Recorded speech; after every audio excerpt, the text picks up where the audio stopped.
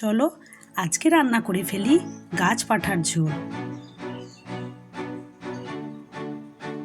তাহলে প্রথমে এই এঁচড়গুলোকে ডুমো ডুমো করে কেটে নেব। এর সঙ্গে কিছুটা আলুও ডুমো ডুমো করে কেটে নেব।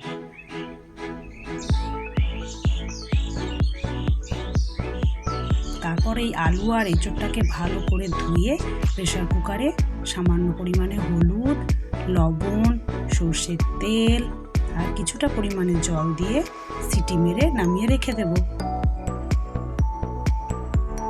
তারপর কুকার ঠান্ডা হয়ে গেলে সেটা একটা পাত্রে ঢেলে রেখে দেবো এবং জলটা ঝরিয়ে নেব। তারপর কড়াইতে তেল গরম করে তাতে দিয়ে দেবো সামান্য পরিমাণে চিনি। চিনিটা একটু লাল লাল হয়ে ভেসে উঠলে তাতে দিয়ে দেবো গোটা শুকনো লঙ্কা, 5 ফোড়ন আর থেতো করে রাখা এলাচ, দারচিনি। এবার কিছুটা কুচনো পেঁয়াজ দিয়ে পেঁয়াজটাকে লাল লাল করে ভেজে নিয়ে তাতে দিয়ে দেবো আদা রসুনের পেস্ট, জিরে ধনে গুঁড়ো।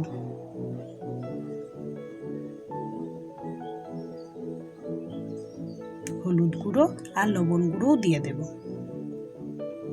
এবার একটু ভেজে তাতে দিয়ে দেবো কুচি করে রাখা টমেটো।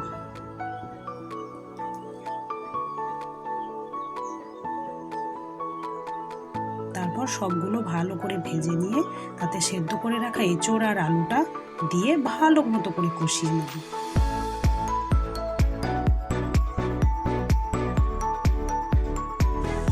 বেশ মশলাগুলো গায়ে লেগে লেগে ভালোভাবে ভেজে নিলে তারপরে দিয়ে দেব একটু গরম জল আর 2 চেরা কাঁচা লঙ্কা। তারপর একটু ফুটিয়ে গা মাখা মাখা করে নামিয়ে নিলেই ব্যাস গরম গরম ভাতের সঙ্গে গাছ পাঠার ঝোল। ভালো লাগলে লাইক করে দিও।